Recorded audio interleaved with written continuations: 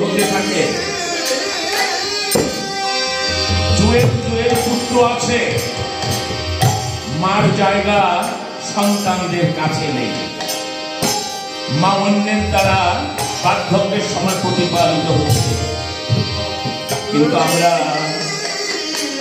কখনোই ভেবে দেখি না যে আমার মা যখন সংসারে এসেছিলেন তখন তো তার পরিপূর্ণ স্বাস্থ্য ছিল, উদ্যম ছিল, শক্তি ছিল, মেধা ছিল, কিন্তু তিনি আমাদেরকে পৃথিবীর আলো দেখাতে,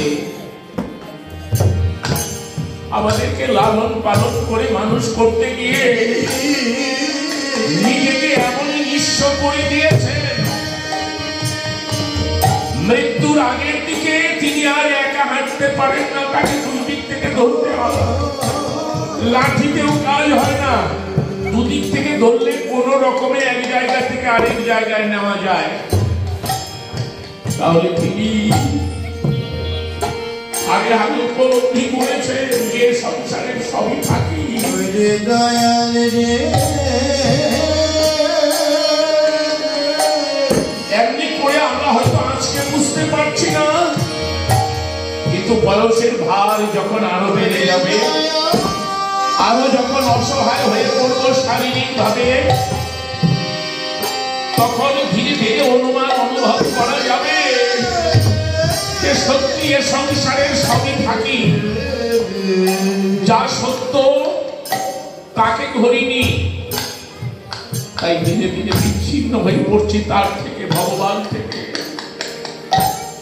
তাই তো রাবণ প্রভুর চরণে পড়ে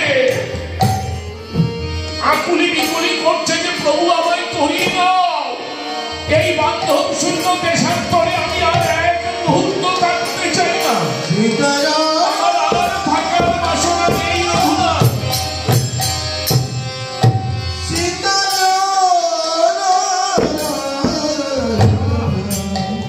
রাবণের চোখে অশ্রু দর্শন করে প্রভু রামচন্দ্র তখন ধনুর্বাণ পরিত্যাগ করলেন।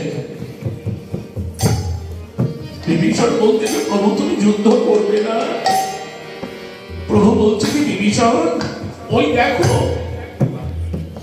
লঙ্কেশ্বর অস্ত্র শস্ত্র পরিত্যাগ করে চোখের জলে বুক ভাসিয়ে কেমন আকুল ভাবে আমায় ডাকছে, এহেন ভক্ত অঙ্গে কি বাণের আঘাত করা যায়?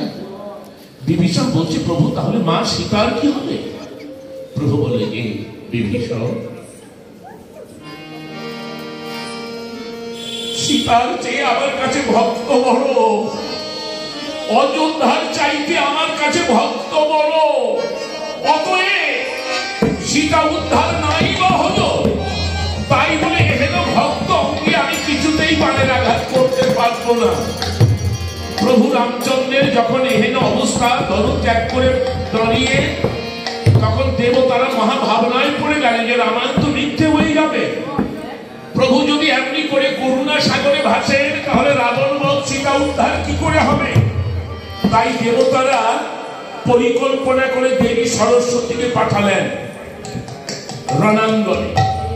দেবী সরস্বতী রাবণের কণ্ঠাগ্রে বসে রাবণের স্তুতি নতি প্রণতি সবকিছু উল্টো পাল্টা করে দিয়ে রাবণকে আবার রূঢ় আচরণ, রূঢ় কথা বলতে বাধ্য করল।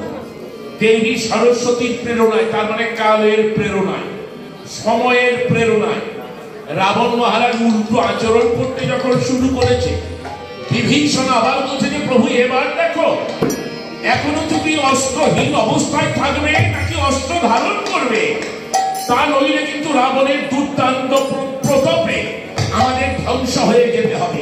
প্রভু ধনুর্বাণ করে দিলেন। রাবণ রূঢ় বাক্যের মধ্য দিয়ে যখন বাণ বর্ষণ করতে শুরু করে দিয়েছে, তখন পরিস্থিতি অনুযায়ী সন্ধান পুরিয়ারা কালচক্র এলে রাবণের মাথা কাটি ভূমি পড়ে পড়ে, তার এক মাথা কাটা গেল দেখে দেবে প্রভাবরে সেই মুন্ডল উঠে ততক্ষণ, আর মার রঘুনাথ অর্ধচন্দ্র বলে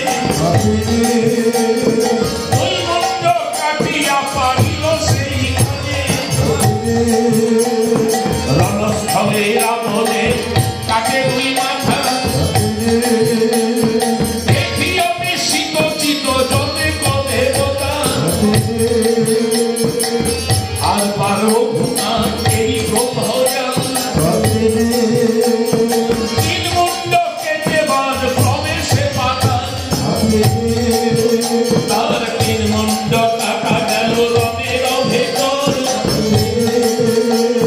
প্রভাবরে তিন মুন্ড উঠিল সত্তর আর মারে রঘুনাথ ধর্মচক্র বলে চার মুন্ড কাটিয়া পারিল সেই তাই পঞ্চসার পানে পঞ্চমুন্ড কাটে তথাপিও বল যুদ্ধে রামের নিকটে আর বার রঘুনাথ এরই জনদণ্ড মুকুট সহিত কাটে ছয় গোটা মুন্ড ছয় মুন্ড কাটা গেল রণের ভিতর আর প্রভাবরে ছয় মুন্ড উঠিল সত্তর সপ্তসার বাণে রাম সপ্তমুন্ড কাটে তথাপি রাবণ যুদ্ধে রামের নিকটে আর অষ্টমুন্ড কাটিলেন কোপে রঘুনাথ প্রভাবরে অষ্টমুন্ড উঠে একে সাথ নবমুন্ড কেটে রাম মনে আনন্দিত প্রভাবরে নবমুন্ড উঠে আচম্বিত তার দশমুন্ড কাটা গেল রণের ভেতর আর প্রভাবরে দশমুন্ড উঠিল সত্তর তাই শ্রীরাম বলেন রক্ষ বড়ই দুর্বার মাথা কাটা যায় তবু যুদ্ধে আর বার তাই অর্ধচন্দ্র কালের রাবণের মধ্যে কাটি করে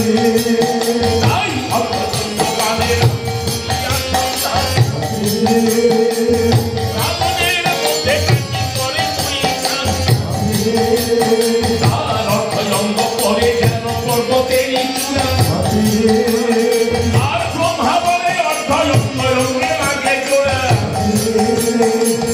এক দুই করে দশমুন্ড কাটিলেন কোপে রঘুনাথ ব্রহ্মাবরে দশমুন্ড উঠে আসা তাই শ্রীরাম বলেন রক্ষ বড়ই দুর্বার মাথা কাটা যায় তবু যুদ্ধে আরবার অর্ধচন্দ্র বাণে রাম করিয়া সন্ধান রাবণের মধ্যে কাটি করে দ্বিধা তার দুই খণ্ড পরে যেন পর্বতের চূড়া ব্রহ্মা বলে অর্ধ অঙ্গ অঙ্গে লাগে জোড়া রাবণের অঙ্গ এসে অঙ্গে জোড়া লাগছে কিন্তু ভেতরটা মনটা ভেঙে চুরে খান খান হয়ে গেছে রাবণ তাই ভাবছে যে কত যুদ্ধ করলাম জীবনে এমন দুর্দণ্ড প্রতাপশালী যোদ্ধা তো কখনো দেখিনি আর এই যে অবস্থার মুখোমুখি হলাম কেন এমনটা কেন হলো আমার কি আজকে কোনো অন্যায় হয়েছে কোন ভুল করেছি অপরাধ করেছি তাহলে ভাগ্য আজ এতটা বিরূপ কেন ভাবতে ভাবতে আত্মসমালোচনা করতে করতে রাবণের মনে পড়ে গেল নিজের রণস্থলে বেরোনোর সময়কার স্মৃতি রাবণ ভাবছে যে তাই তো আমি যুদ্ধাঙ্গনে আসার সময় রানীদের দেখে দেখে মন্দোদরীর সঙ্গে কথা বলে বলে বেরিয়ে এসেছি মা দশভুজার শ্রীচরণ আমি করিনি বন্দন মা দশভুজার চরণে আমি করিনি প্রণাম আসার সময় মহাশক্তি মা দুর্গাকে স্মরণ করিনি আমি তাই আর শক্তি আমার প্রতিকূল অবস্থানে রাবণ তাই মাকে ডেকে ডেকে বলছে মা মা আমার মনে পড়ে গেছে মা আমি মস্ত বড় ভুল করেছি আমার স্বভাব সিদ্ধ যে কর্ম সেই কর্ম আজ আমি করতে পারিনি মা যুদ্ধে বেরোনোর সময় তোমার চরণ আমি করিনি দর্শন তোমার চরণে আমি করিনি প্রণাম ও মা আমি অপরাধ করেছি আমি অন্যায় করেছি মা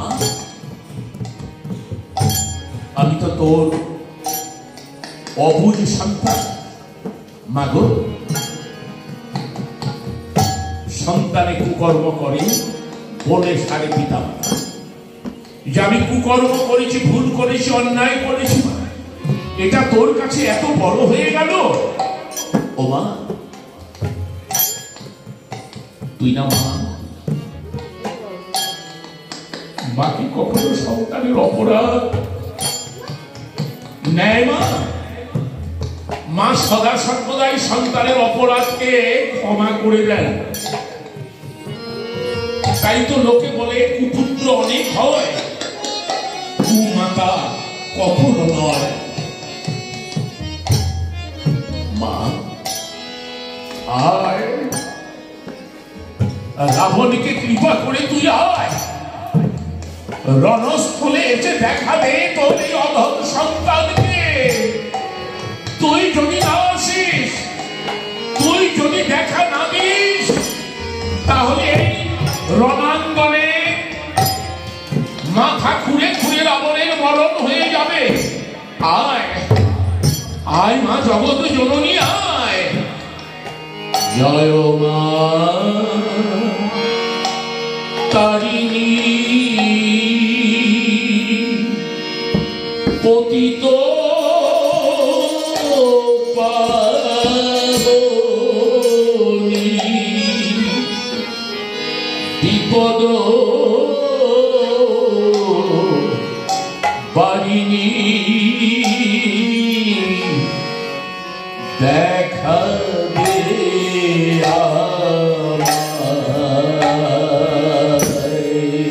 জয় মা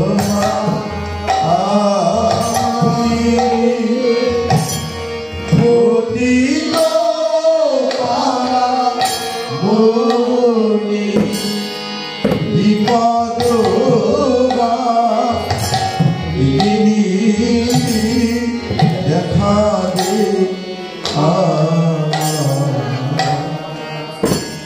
করুণা নয়নে চেয়ে মম পানে,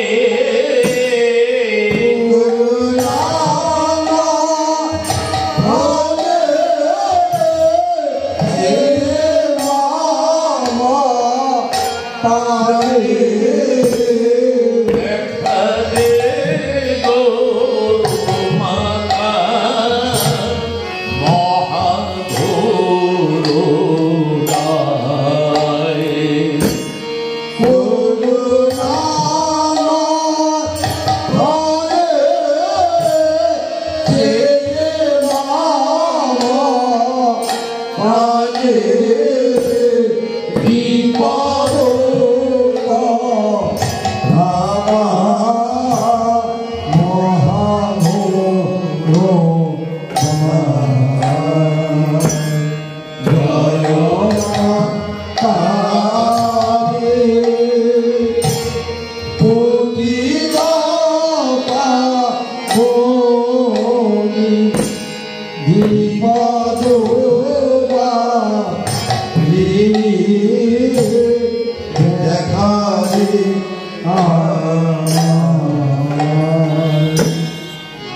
বিপদের দিনে অতি তুচ্ছ জ্ঞানে ফেলে যেতে পারে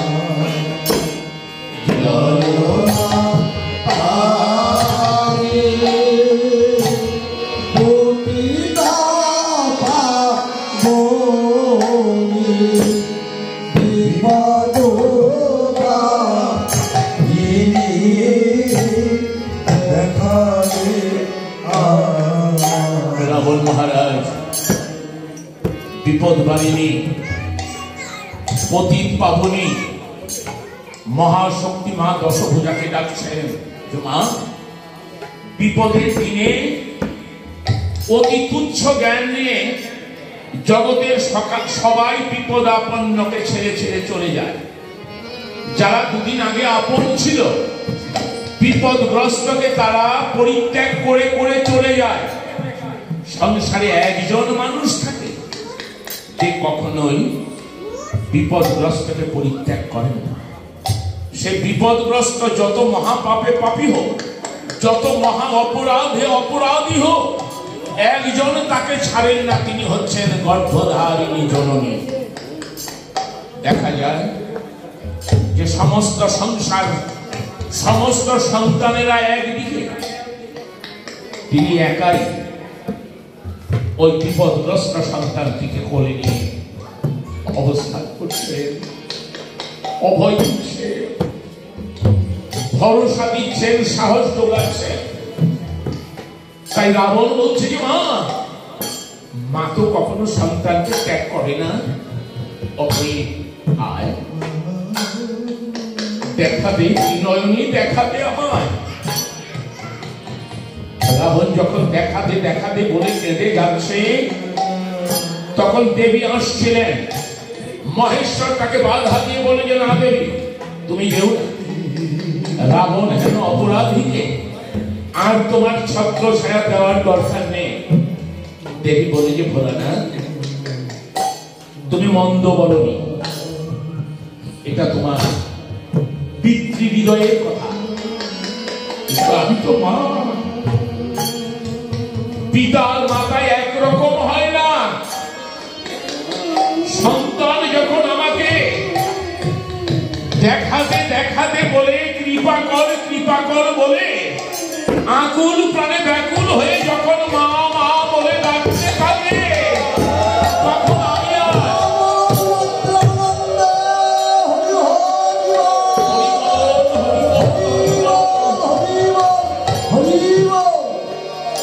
যে তখন আমি আর দূরে থাকতে পারি না। আমার সেই সন্তানকে কোলে নেওয়া, সাহস দেওয়া, ভরসা দেওয়া আমার স্বভাব। কাজে ভোলানাথ তুমি যদি দুষ্টও হও তবু আমি রাবণের কাছে না দিয়ে পারবো না। অতএব চোখের জলে বুক ভাসিয়ে মাটিতে গড়িয়ে রাবণ যখন মাকে ডাকছে, দূর থেকে মা ডাকলেন যে রাবণ মা ভয়, ভয় নেই পুত্র আমি এসে গেছি। রাবণ বলছে কে মা তুই এসেছিস, আয় আয় জগৎ জননী আয়, তুই অধম সন্তানটিকে কোলে তুলে নে। মা এসে রাবণকে কোলে নিয়ে বসেছেন। তাই রামায়ণ বলছে কৃপা নয়নে অভয় হাতে এলেন শিবানী। অভয় হাতে এলেন শিবানী। মা ভই করেন মাথা, তারে করো ডর শিবানী। তেজ কান্না তুঝিব আমি, আসিলে সব তর শিবানী। তাই শোক কেন রাবণে, দুঃখ বিনাশনে শিবানী। হইল আহ্লাদ চিত্ত দেবী দর্শনে, তাই সাক্ষাতে করিয়াস্ত রাজা লঙ্কেশ্বর। রাম সনে সংগ্রামে চলিল অতঃপর, রাবণ ছাড়ে ভালো অহংকার অধীর গর্জনে। বান বরিশান করিতে রাজা তরল তর্জনে তখন শীঘ্র করে যুদ্ধে গেলে রাম রঘুপতি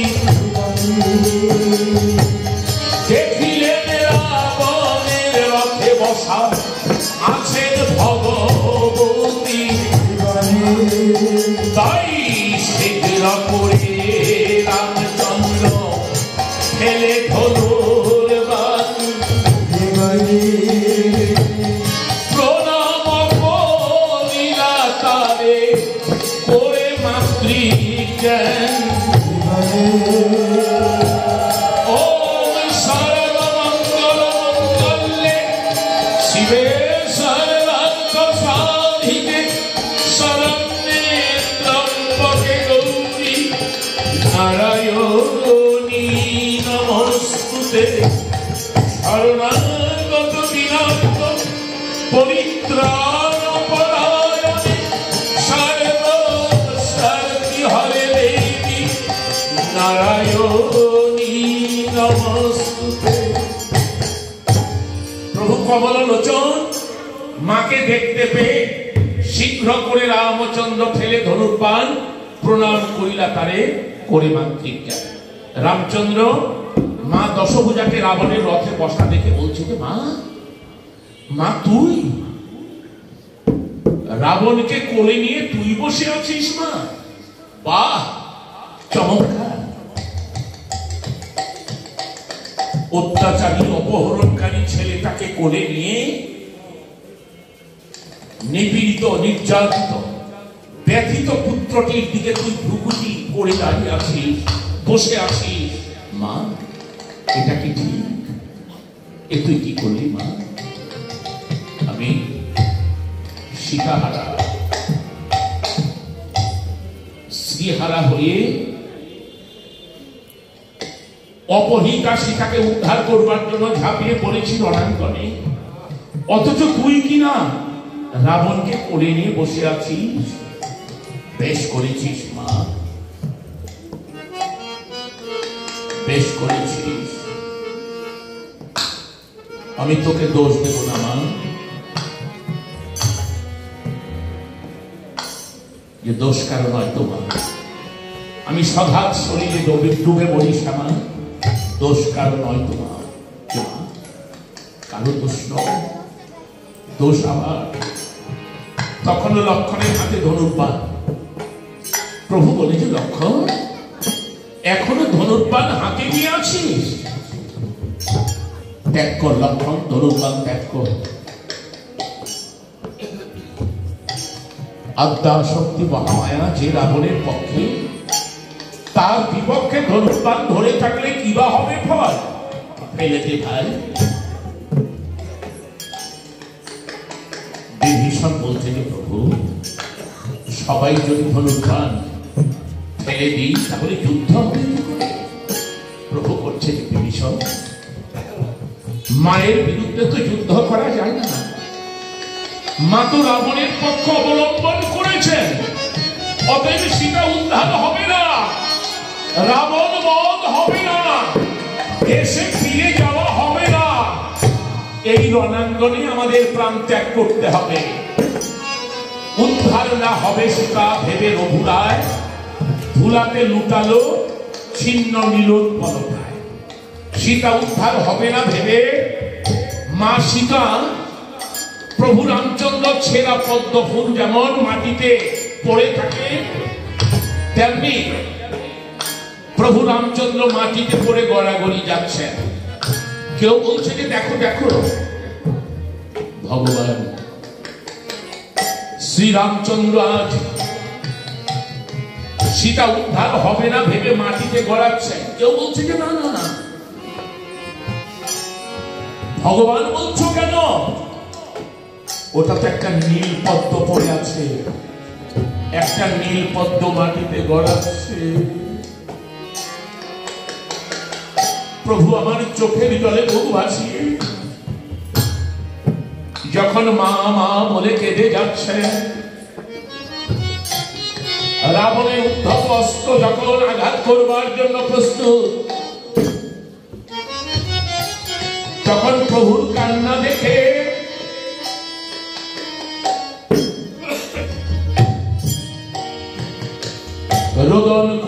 সবে ছাড়িয়ে সম পদ্মজনী আসে তখন তাদের সমস্ত সৈনিকেরা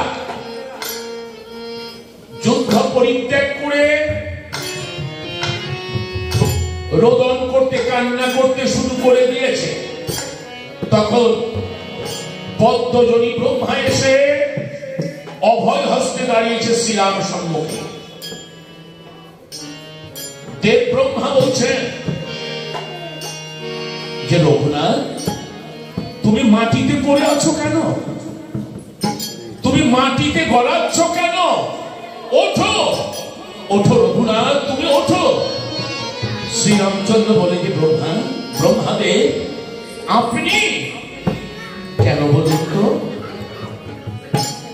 যে আমি এসেছি তোমাকে তোলার জন্য।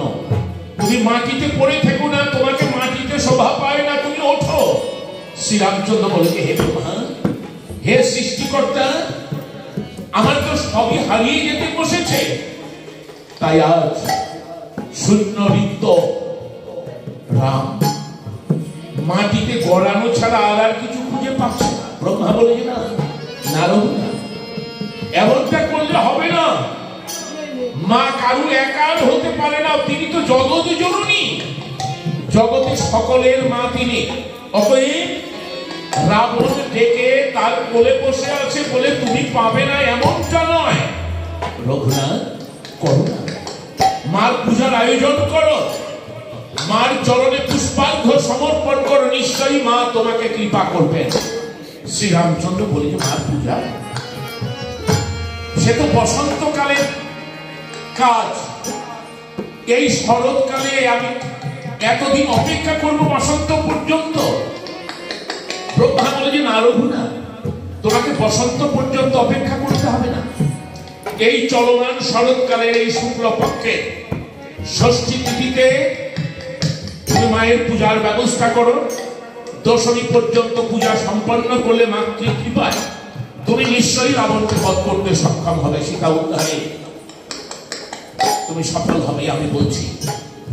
শ্রীরামচন্দ্র বলে যে হে ব্রহ্মাদেব, এই যে অকালে পূজা করলে পাপ হবে না? ব্রহ্মা বলে যে না রঘুনাথ, তোমার পূজা নেওয়ার জন্য মা উদ্বাহু হয়ে আছে, তোমার হাতে পূজা নিতে মা উদ্বাহু হয়ে আছেন। বসন্তে একবার আসেন ধরা দামে, তিনি চান আরেকবার আসতে, তাই সে পূজার প্রবর্তন তোমাকেই করতে হবে রঘুনাথ। রঘুনাথ বলে যে হে ব্রহ্মাদেব, আমি মায়ের পূজা যে করব, পূজার বিধান তো আমি জানি না, পূজা পদ্ধতি আমার জানা নেই, আমি কি করে পূজা করব? ব্রহ্মা বলে যে আমি তোমায় পূজা পদ্ধতি জানিয়ে দিচ্ছি। এবার রামচন্দ্র বললেন যে ঠিক আছে, তাহলে পূজা করব আমি, কিন্তু একটা শর্ত। কি? যে শর্ত হলো যে আমার পূজা চলাকালীন জগৎ জননী দুর্গতি নাশিনী মা দশভুজা যদি দেখা দেন তাহলে আমি পূজা করতে পারি। বলুন ব্রহ্মাদেব, মাকে আমার দেখা দেবে? ব্রহ্মা বলে যে তথাস্তু, মাকে বলবো নিশ্চয়ই তুমি মায়ের দেখা পাবে। তো ব্রহ্মা প্রদত্ত বিধান অনুযায়ী